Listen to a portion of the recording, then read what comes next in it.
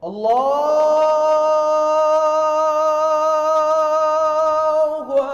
para sahabat, bagaimana hati bersihnya mereka disebutkan dalam berbagai riwayat. Salah satunya di mana Abdullah bin Mas'ud radhiyallahu anhu berkata, Assalamualaikum warahmatullahi wabarakatuh.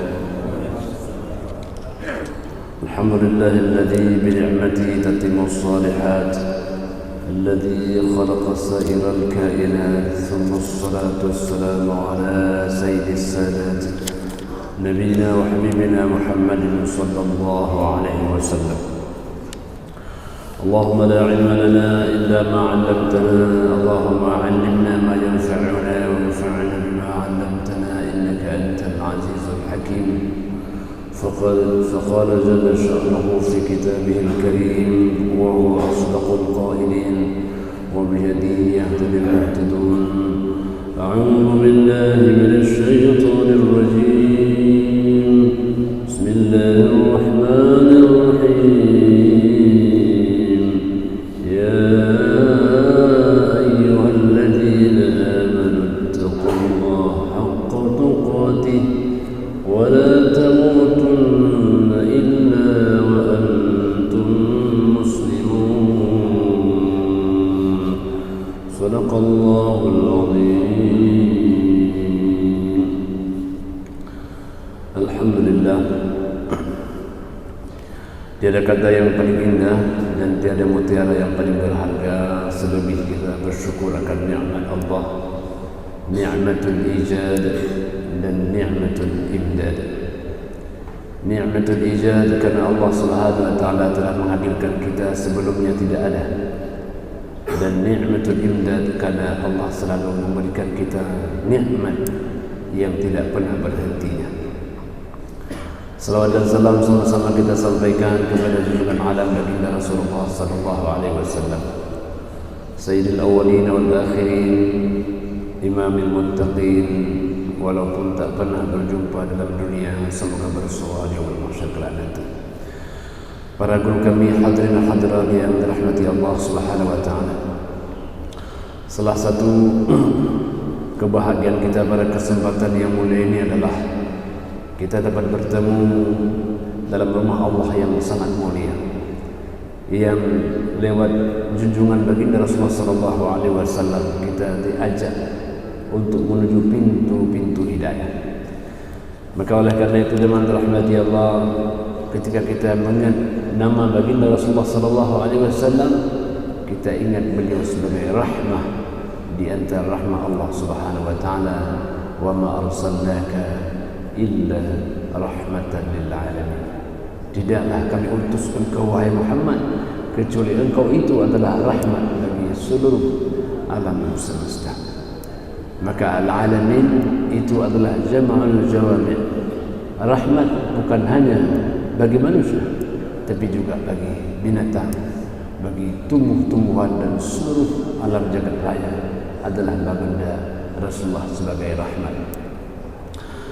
Kemudian zaman rahmat Allah Subhanahu wa taala yang mendampingi Rasulullah sallallahu alaihi wasallam, orang-orang yang dipilih oleh Allah Subhanahu wa taala yang disebut dengan para sahabat Nabi sallallahu alaihi wasallam. Maka Nabi bangga dengan sahabat-sahabatnya. Nabi mengatakan, la tasubbu ashabi, janganlah engkau mencaci sahabat saya. Ashabi kan nujum, sahabat saya itu adalah laksana bintang-bintang. Fa ayyuhum ihtadaitum ihtadaitum, bintang yang bertaburan itu mana saja yang kau jadikan sebagai panduan dalam perjalanan hidupmu, maka engkau dapat menata dan meniti jalan kehidupan itu. Jadi oleh karena itu dalam rahmat Allah, Nabi gambarkan itulah kurun dan masa yang luar biasa baiknya. Khairul quruni qarni, thumma yalunahu, thumma yalunahu. Dan kurun yang terbaik itu adalah masaku, dan setelahnya dan setelahnya. Karena Nabi berada di tengah sahabat-sahabatnya adalah masa yang luar biasa. Maka jemaah rahmati Allah Subhanahu wa taala, pada kesempatan yang mulia ini kita akan mencoba membahas bagaimana sifat mereka para sahabat yang mendampingi baginda Rasulullah sallallahu alaihi wasallam. Kemudian para sahabat, bagaimana hati bersihnya mereka disebutkan dalam berbagai riwayat. Salah satunya di mana Abdullah bin Mas'ud radhiyallahu anhu berkata, "Inna Allah nadhara fi qulubil ibad." Allah Subhanahu wa taala memantau hati-hati para hamba. Fakhtara Muhammadan sallallahu alaihi wasallam, dari hati hamba-hamba yang banyak Allah pilihlah Muhammad Rasulullah sallallahu alaihi wasallam. Oh, Rasul, orang yang paling baik hatinya, paling bersih jiwanya. Jadi oleh karena itu sebagai pointer yang paling utama adalah bersih hatinya. Jadi jemaah rahmati Allah, fab'athahu bi risalatihi, maka Allah mengutusnya baginda sallallahu alaihi wasallam dengan risalahnya. Wa antakhabahu bi ilmihi, Allah pilihnya dengan ilmunya. Jadi satu pilihan yang paling utama adalah kebersihan dan kejernihan hati. Maka oleh karena itu Allah, kalau kita menjadi orang yang baik, bahagia dunia akhirat, maka yang kita bersihkan pertama sekali sebelum badan kita adalah kita bersihkan hati kita. Qad aflaha man zakkaha wa qad khaba man dassaha, kazzabat samud bitagwaha idh ba'atha ashqaha. Berbahagialah orang yang bersih hatinya, dan sengsaralah orang yang kotor jiwanya. Jadi sebelum segala-galanya Allah ajak kita untuk membersihkan hati. Dipilihnya baginda Rasulullah sallallahu alaihi wasallam sebagai utusannya yang menjalankan risalahnya karena bersih suci hatinya. Jadi jemaah rahmati Allah, thumma nadhara fi qulubin nas, lalu kata Abdullah bin Mas'ud, lalu Allah melihat pada hati seluruh manusia berikutnya. Fakhtarallahu lahu ashabahu, maka Allah pilih bagi pendamping Nabi itu adalah sahabat-sahabatnya.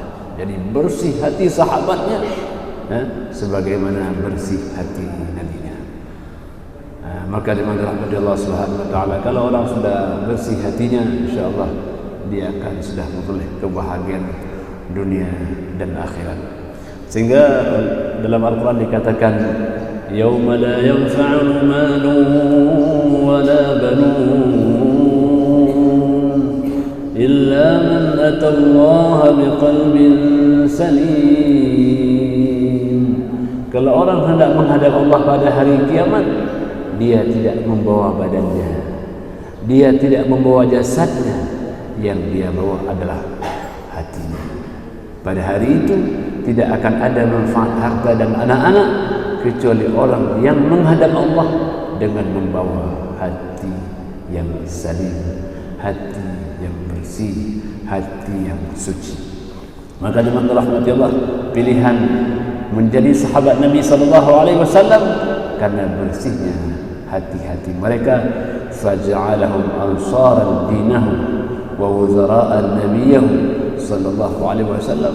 Karena itulah mereka dijadikan sebagai pendamping nabinya, penolong agamanya, karena bersih hatinya. Dan rahmat Allah Subhanahu wa taala, karena bersih hatinya itulah kata Abdullah bin Mas'ud, "Fama ra'ahu al-mu'minuna hasanan fahuwa hasan, wa ma ra'a al-mu'minuna qabihan fahuwa 'inda Allahi qabih." Sehingga apa yang mereka lihat baik, maka mestilah baik di hadapan Allah. Dan apa yang mereka lihat buruk, maka buruk pula di hadapan Allah. Kenapa? Karena mereka tidak melihat dengan mata kepala, tapi mereka melihat dengan mata hati. Jadi mata kepala itu terbatas ada penghalangnya. Tapi kalau melihat dengan mata hati tidak pernah ada batasnya. Maka oleh karena itu dengan rahmat Allah, semakin bersih hati seseorang, semakin jauh pandangannya. Bahkan sampai alam akhiratnya pun seakan-akan tembus dengan mata hatinya. Itulah pentingnya dirahmati Allah membersihkan hati ini sebagaimana hati para sahabat Nabi sallallahu alaihi wasallam. Jadi pada poin pertama kata pengarang kitab ini bahwa dipilihnya sahabat Nabi sebagai sahabat karena bersih hatinya. Jemaah rahmati Allah Subhanahu wa taala. Maka dalam konteks itulah walaupun mereka sudah meninggalkan alam dunia ini, tapi sifat akhlak mereka masih dicatat dengan baik, masih diikuti jejak-jejaknya, padahal mereka sudah tiada. Kenapa demikian? Itu karena orang yang bersih hatinya, ya sudah meninggal badannya, tapi seakan-akan jiwanya masih hidup bersama orang-orang setelahnya. Itulah pentingnya bersih hati, menghidupkan hati seakan-akan hidup walaupun sudah mati. Jemaah rahmati Allah Subhanahu wa taala, maka oleh karena itu ulaika ashabu Muhammadin sallallahu alaihi wasallam, mereka adalah para sahabat Nabi sallallahu alaihi wasallam, kanu khiyar hadhihi ummah, mereka adalah orang-orang pilihan. Jadi dipilihnya mereka karena mereka hidup bersama orang pilihan, yaitu Nabi Muhammad sallallahu alaihi wasallam. Bagaimana maksudnya? Abarraha quluban, mereka punya hati yang paling baik, ya.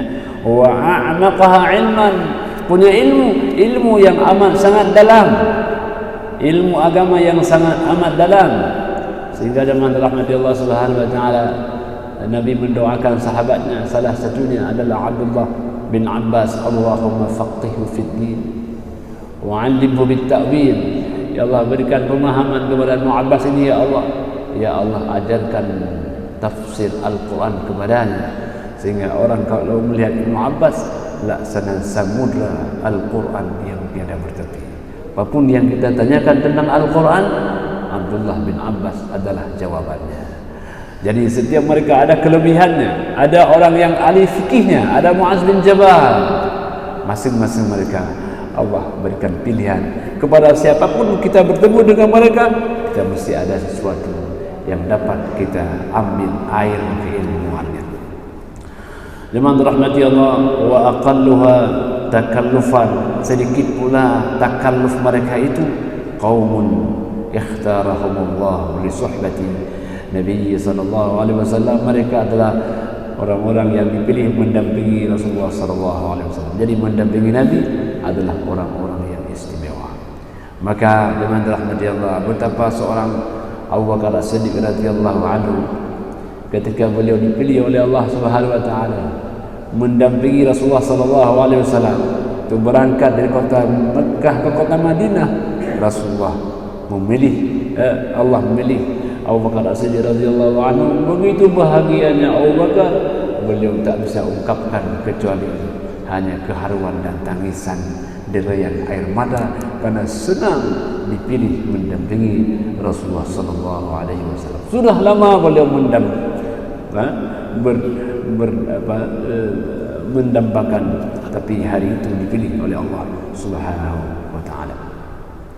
Amma Allah yang dimuliakan Allah Subhanahu wa taala, maka oleh karena itu fatashabbahu bi akhlaqihim, terhadap para sahabat ini kata Abdullah bin Umar, hendaklah kalian ikuti jejak akhlak mereka, wa tara'iqihim, dan cara hidup mereka. Fahum ashabu Muhammadin sallallahu alaihi wasallam, mereka adalah sahabatnya, orang yang mendampingi Nabi sallallahu alaihi wasallam, beriman kepadanya dan meninggal di dalam keimanannya. Kanu 'alal huda al-mustaqim, mereka berada dalam sinar cahaya al-mustaqim. Dimanapun mereka berada, dalam kegelapan apapun, mereka selalu berada dalam sorot lampu keimanan. Maka semangat keberimanannya, semangat ibadahnya itu menjadi luar biasa. Sehingga dengan rahmatullah seorang sahabat namanya Abdullah bin Umi Maktum, kita kenal orangnya, rajulun dharir, tidak bisa melihat karena beliau buta matanya. Pada suatu hari beliau datang kepada Nabi sallallahu alaihi wasallam, "Ya Rasulullah, laisa li qadun yaquduni." Ya Rasul, saya ini tidak ada orang yang memegang saya, membawa saya ke masjid. Saya tidak nampak nih. Tidak nampak jalan menuju ke masjid. Boleh tidak saya salat di rumah? Jadi beliau tidak berani salat kalau belum dibolehkan oleh Nabi. Awalnya Nabi mengatakan, "Na'am." Ya. Lalu Nabi bertanya, "Asami' dan nida?" Apakah engkau mendengar tak suara azan? Oh, mendengar ya Rasul. Kalau mendengar, ajib, jawablah, datanglah. Datanglah. Sehingga zaman rahmatullah Abdullah bin Maktum, seorang yang tak nampak matanya, tetapi beliau tetap hadir ke masjid. Begitulah istiqamah seorang sahabat Nabi sallallahu alaihi wasallam yang namanya itu kita baca dalam surah Abasa wa tawalla an ja'ahul a'ma. Jadi namanya itu terbaca dalam surah Abasa. Betapa semangat seorang yang tak nampak mata kepalanya tapi bersih mata hatinya. Jadi itulah yang adalah contoh-contoh sahabat-sahabat Nabi sallallahu alaihi wasallam. Hamba Allah yang dimuliakan oleh Allah Subhanahu wa taala. Jadi ini poin yang kedua. Jadi mereka adalah orang yang paling baik hatinya, paling dalam ilmunya. Berikutnya adalah orang sahabat Nabi, orang yang paling kuat amalannya. Paling kuat amalannya. Wa akhraja aidan an Abdullah bin Mas'ud radhiyallahu anhu qala أنتم أكثر صياما وأكثر صلاة وأكثر اجتهادا من أصحاب رسول الله صلى الله عليه وسلم وكانوا خيرا منكم. لما يا عبد الرحمن؟ قال هم كانوا الزهد في الدنيا وأرغب في الآخرة. Anda orang yang paling banyak puasa, paling banyak salatnya. Belum selesai satu salat, sudah lanjut salat yang lain. Sehingga kalau kita baca ayat ini, فَإِذَا فَرَغْتَ فَانْصَبْ وَإِلَى رَبِّكَ فَارْغَبْ. Sebahagian mufassir apa bilang? Apabila kamu selesai satu ibadah, maka lanjutkanlah kepada ibadah yang lain. Kau selesai salat subuh, di sana ada salat sunat syuruk. Selesai syuruk, di sana ada sunat duha. Selesai duha, di sana ada qabliyah zuhur. Ada zuhur, ada ba'diyah zuhur. Setelah selesai satu ibadat, lanjutkan kepada ibadah yang lain. Fa idza faragta fansab. Selesai satu ibadah, lanjutkan ibadah yang lain. Begitu jemaah dirahmati Allah. Maka oleh karena itu sahabat-sahabat Nabi adalah orang yang iri terhadap kebaikan. Iri terhadap kebaikan. Tak bisa orang melihat orang berbuat baik kecuali mereka harus lebih baik. Tak bisa melihat orang lebih bersedekah, dia harus lebih banyak sedekahnya. Sehingga itulah dengan rahmat Allah, seorang Umar bin Khattab radhiyallahu anhu mendengar banyak kali sahabat bersedekah, Abu Bakar bersedekah, sehingga di tengah kesepian tak ada orang, beliau datang membawa harta ke hadapan Nabi sallallahu alaihi wasallam. Beliau mengatakan, "Ya Rasul, saya sedekahkan setengah harta saya." Kata Nabi, "Apa yang kau tinggalkan untuk keluargamu?" "Aku tinggalkan setengahnya ya Rasul." Jadi beliau punya harta, setengahnya beliau sedekahkan. Jadi setengahnya harta untuk keluarganya. Umar yakin bahwa hari ini beliau sudah dapat melampaui Abu Bakar dalam bersedekah. Bukan pada jumlahnya, tapi pada prosentasenya. Beliau sudah bisa melampaui Abu Bakar radhiyallahu anhu. Tapi tak lama kemudian datanglah Abu Bakar mengatakan, "Ya Rasul, saya sedekahkan semua harta saya." Terkejut Umar mendengar bahasa Abu Bakar ini. "Apa yang kau tinggalkan untuk keluargamu, wahai Abu Bakar?" "Aku tinggalkan Allah dan Rasulnya." Masya Allah. Kalau tadi Abu Bakar, kalau Umar masih ada setengahnya lagi. Abu Bakar mengatakan, "Saya tinggalkan Allah dan Rasulnya." Begitu jemaah dirahmati Allah, berlomba-lomba para sahabat Nabi. Wa fi dzalika falyatanafasil mutanafisun. pada yang seperti itulah hendaklah kalian berlomba-lomba. Karena dunia pasti akan berakhir, tapi setelah orang meninggalkan dunia yang fana, dia akan menghadap alam yang abadi. Abadi artinya apa? Tidak ada ujungnya. Sekali orang masuk ke akhirat, akhirat ada hidup yang ada awalnya tapi tak pernah ada ujungnya. Dunia ada awalnya dan pasti ada akhirnya. Walau bagaimanapun kehidupan dunia, dia pasti akan berakhir. Tapi akhirat adalah kehidupan yang tidak pernah ada ujungnya. Wal akhiratu khairun wa abqa. Inna hadha la fi as-suhufil ula. Suhuf Ibrahim wa Musa. Dan kata Allah, akhirat itu lebih baik, kualitasnya, kuantitasnya lebih baik dan lebih abadi. Jadi oleh karena itu demikian perspektif pandangan para sahabat Nabi sallallahu alaihi wasallam, orang yang paling baik hatinya, orang yang paling dalam ilmunya, orang yang paling banyak amalannya. Apalagi hatinya bersih, ilmunya banyak, amalnya luar biasa, apalagi sudah luar biasa. Ini zaman rahmati Allah yang digambarkan tentang sahabat-sahabat Nabi sallallahu alaihi wasallam. Lebih dari itu dikatakan qala sami'a Abdullah rajulan yaqul. Jadi seorang mengatakan aina az-zahiduna fid dunya ar-raghibuna fil akhirah. Dia bertanya, mana orang-orang yang zuhud dalam dunia, orang-orang cinta untuk akhiratnya. Faqala Abdullah, maka Abdullah mengatakan, ulaika ashabu al-jathiyah, mereka adalah sahabat-sahabat Nabi sallallahu alaihi wasallam. Hum kanu azhad fid dunya wa arghab fil akhirah. Jadi dikatakan bahawa mereka orang yang paling zuhud dalam dunia dan mereka orang yang paling cinta dalam akhirat. Zuhud artinya apa? Zuhud artinya mengambil dunia secukupnya, secukupnya, makan secukupnya, tidur secukupnya, kendaraan secukupnya.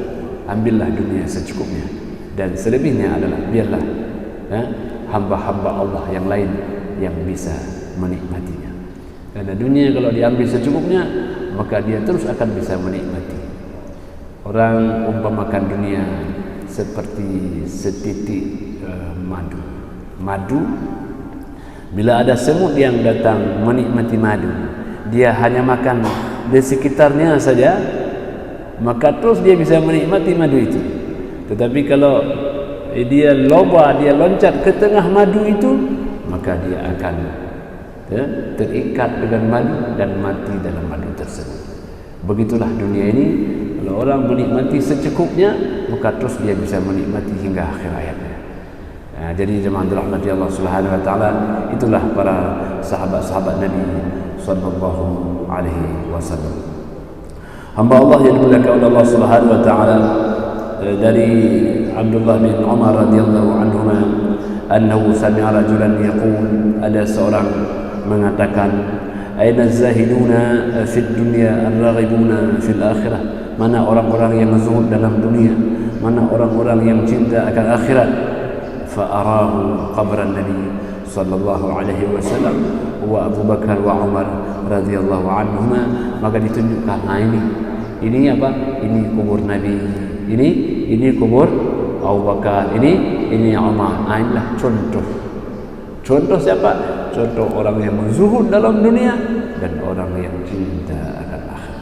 Ketika melihat ini kubur Rasulullah sallallahu alaihi wasallam, itu ada Abu Bakar, itu ada Umar, itulah orang yang azhadun nas, orang yang zuhud dalam dunia dan orang yang akan cinta akan akhirat.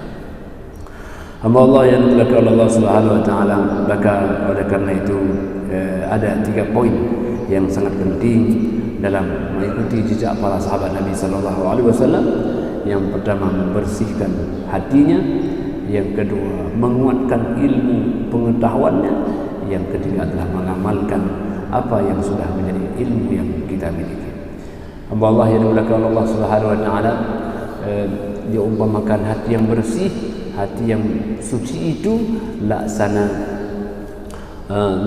berjana.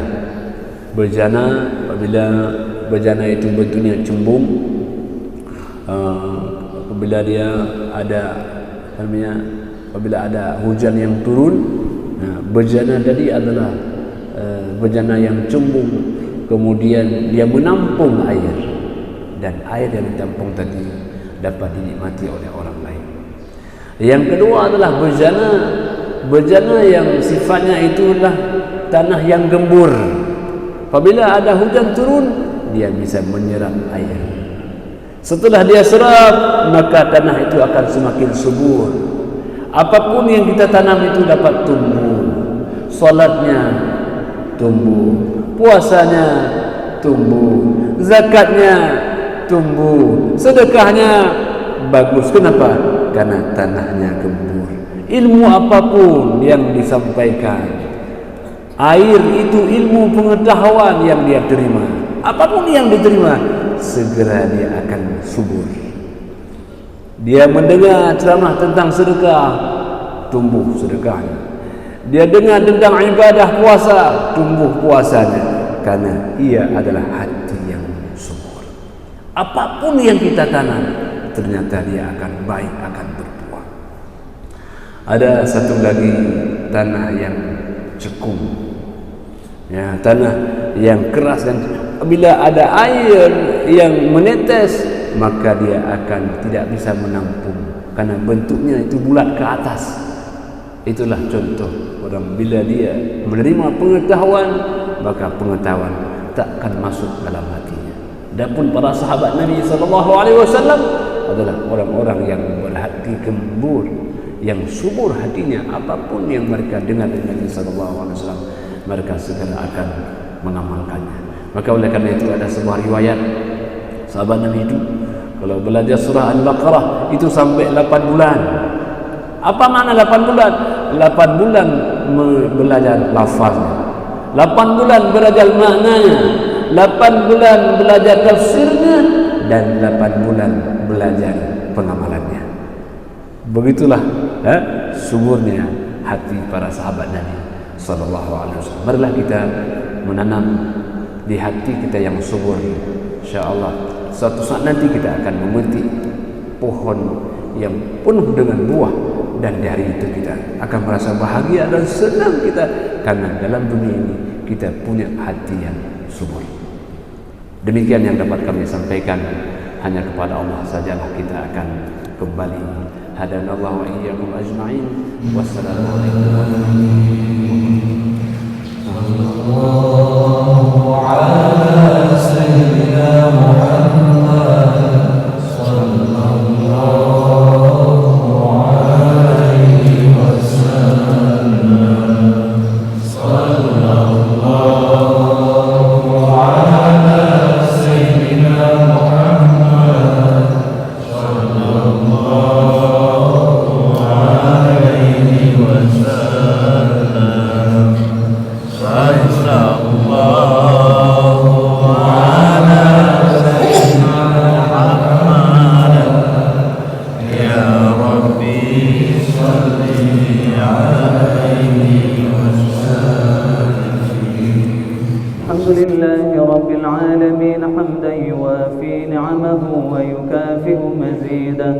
يا ربنا لك الحمد كما ينبغي لجلال وجهك الكريم وعظيم سلطانك.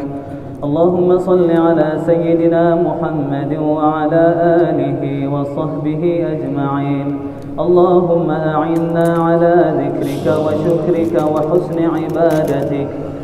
ربنا اغفر لنا ذنوبنا ولوالدينا وارحمهم كما ربونا صغارا، ولجميع المسلمين والمسلمات والمؤمنين والمؤمنات الأحياء منهم والأموات برحمتك يا أرحم الراحمين.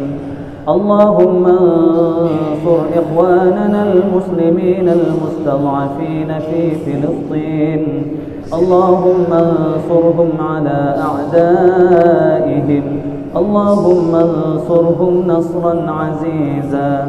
اللهم أعز الإسلام والمسلمين وأهلك الكفرة والمشركين ودمر أعداءك أعداء الدين واجمع كلمة المسلمين على الحق يا رب العالمين. اللهم ربنا آتنا في الدنيا حسنة وفي الآخرة حسنة وقنا عذاب النار. وصلى الله على سيدنا محمد وعلى آله وصحبه وبارك وسلم والحمد لله رب العالمين. الفاتحة. ورحمة الله. أعوذ بالله من الشيطان الرجيم. بسم الله الرحمن الرحيم. الحمد لله رب العالمين الرحمن الرحيم مالك يوم الدين. إياك نعبد وإياك نستعين. اهدنا الصراط المستقيم صراط الذين أنعمت عليهم غير المغضوب عليهم ولا الضالين. آمين يا رب العالمين. صلى الله على سيدنا محمد صلى الله عليه وسلم. صلى الله على سيدنا محمد صلى الله عليه وسلم. صلى الله على سيدنا محمد يا ربي صل عليه وسلم. الحمد لله رب العالمين حمدا يوافي نعمه ويكافئ مزيدا. يا ربنا لك الحمد كما ينبغي لجلال وجهك الكريم وعظيم سلطانك. اللهم صل على سيدنا محمد وعلى آله وصحبه أجمعين. اللهم أعنا على ذكرك وشكرك وحسن عبادتك. ربنا اغفر لنا ذنوبنا ولوالدينا وارحمهم كما ربونا صغارا. ولجميع المسلمين والمسلمات والمؤمنين والمؤمنات الأحياء منهم والأموات برحمتك يا أرحم الراحمين. اللهم انصر إخواننا المسلمين المستضعفين في فلسطين. اللهم انصرهم على أعدائهم. اللهم انصرهم نصرا عزيزا. اللهم أعز الإسلام والمسلمين وأهلك الكفرة والمشركين ودمر أعداءك أعداء الدين واجمع كلمة المسلمين على الحق يا رب العالمين. اللهم ربنا آتنا في الدنيا حسنة وفي الآخرة حسنة وقنا عذاب النار. وصلى الله على سيدنا محمد وعلى آله وصحبه وبارك وسلم والحمد لله رب العالمين. الفاتحة. ورحمة الله. أعوذ بالله من الشيطان الرجيم. بسم الله الرحمن الرحيم. الحمد لله رب العالمين الرحمن الرحيم مالك يوم الدين. إياك نعبد وإياك نستعين. اهدنا الصراط المستقيم صراط الذين أنعمت عليهم غير المغضوب عليهم ولا الضالين. آمين يا رب العالمين. صلى الله على سيدنا محمد صلى الله عليه وسلم.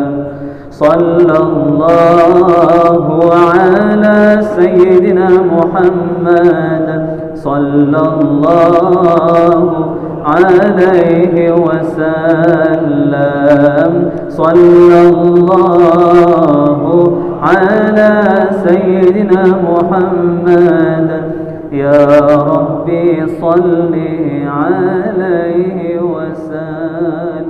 الحمد لله رب العالمين حمدا يوافي نعمه ويكافئ مزيدا.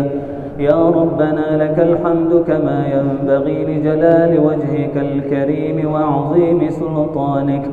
اللهم صل على سيدنا محمد وعلى آله وصحبه أجمعين. اللهم أعنا على ذكرك